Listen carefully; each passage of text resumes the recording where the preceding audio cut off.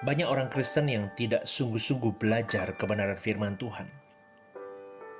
Itu dikarenakan mereka menganggap bahwa kekristenan adalah jalan yang mudah, saudaraku.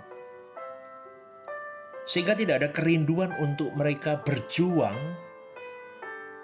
mencapai tingkat rohani yang sempurna. Ini problem, ini masalah.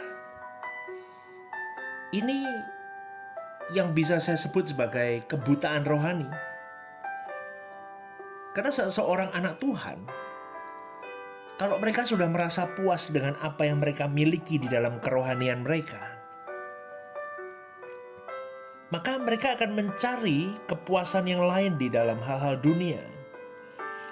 Baik itu kebutuhan primer mereka, sekunder, tersier, itu akan merambat terus hari demi hari dalam hidup mereka. Sehingga hidup mereka itu seakan-akan terbelit oleh keinginan yang satu dengan keinginan yang lain. Sampai pada titik mereka tidak bisa lepas.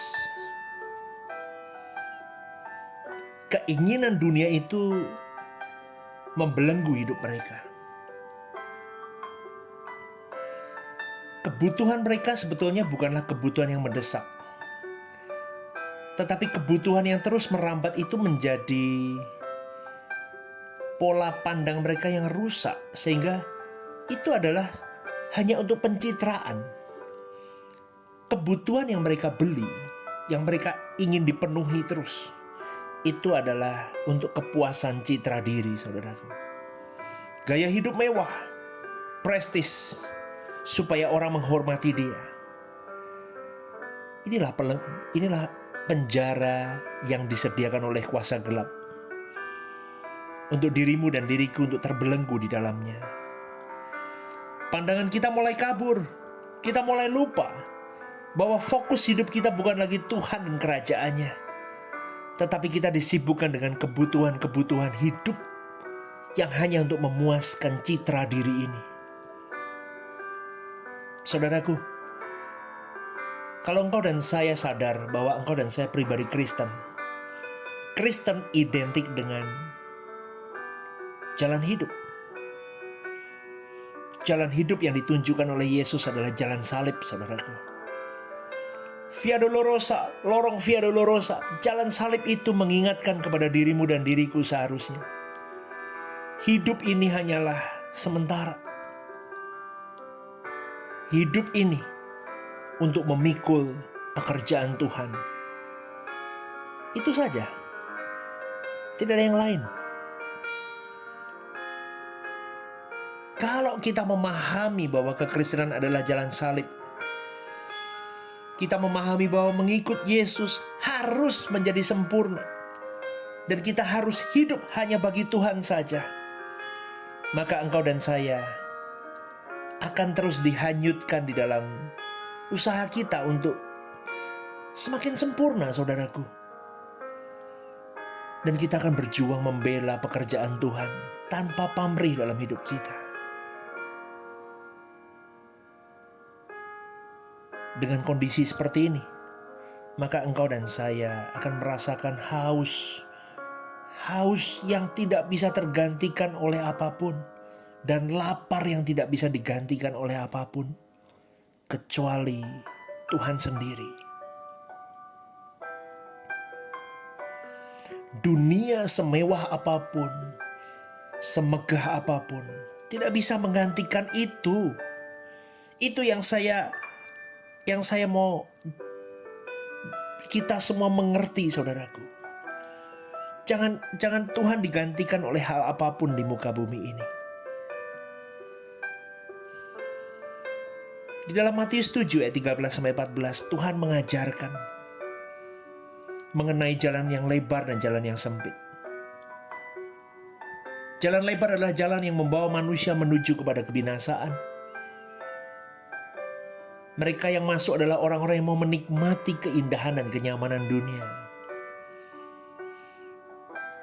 Mereka adalah kelompok yang dimaksud oleh Tuhan Yesus sebagai orang-orang yang menyelamatkan nyawa.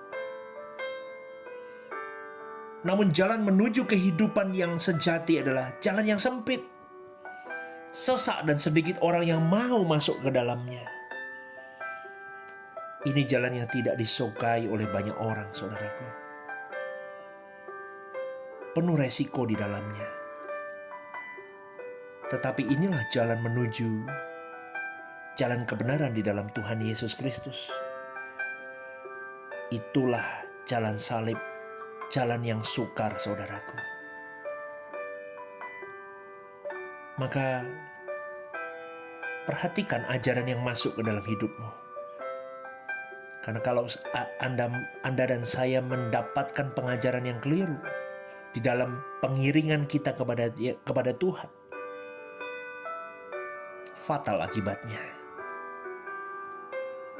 Mengiring Tuhan berarti jalan di dalam pergumulan yang tidak pernah usai, saudaraku. Memikul salib, hidup di dalam penyangkalan diri, dan terus kita berjuang melayani Tuhan kita. Bahkan di dalam Lukas 14 ayat 28-33 dipaparkan perumpamaan mengenai orang yang membangun menara dan raja yang mau maju berperang. Perumpamaan ini jelas bahwa mengiring Tuhan bukanlah hal yang gampang. Tetapi ada harga yang mahal yang harus dibayar. Bahkan kita harus mengalami kesulitan demi kesulitan. Itu menggambarkan apa, saudaraku? Betapa sulitnya kita mengiring Yesus. Hitung dulu anggarannya, supaya kita mempertimbangkan dengan serius keputusan untuk kita menjadi anak-anak Tuhan. Kekristenan atau Injil harus diajarkan secara benar dan lengkap, saudaraku.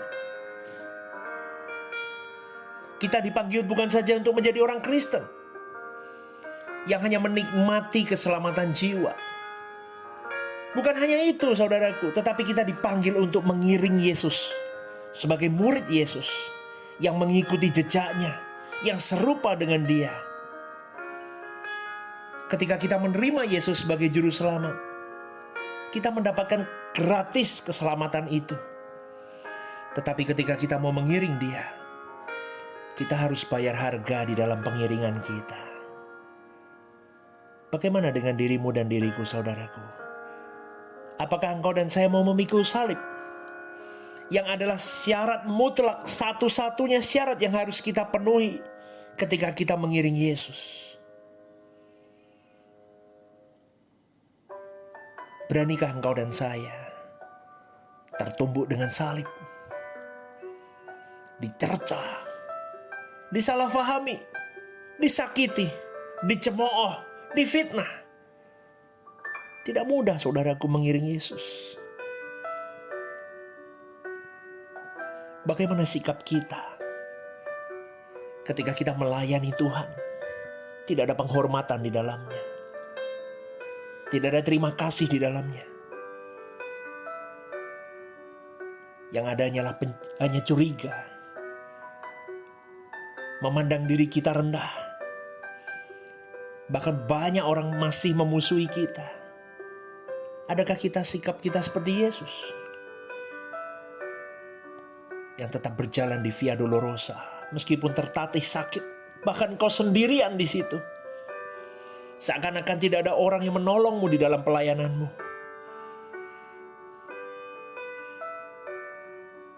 Saudaraku,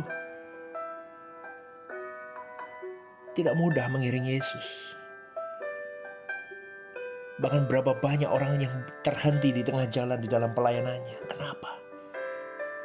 Seperti Yesus, dia berjalan membawa salib itu, memikul salib itu berat sekali. Seakan-akan banyak orang di samping kiri dan kanannya hanya menonton. Tak ada seorang pun yang tergerak untuk membantu.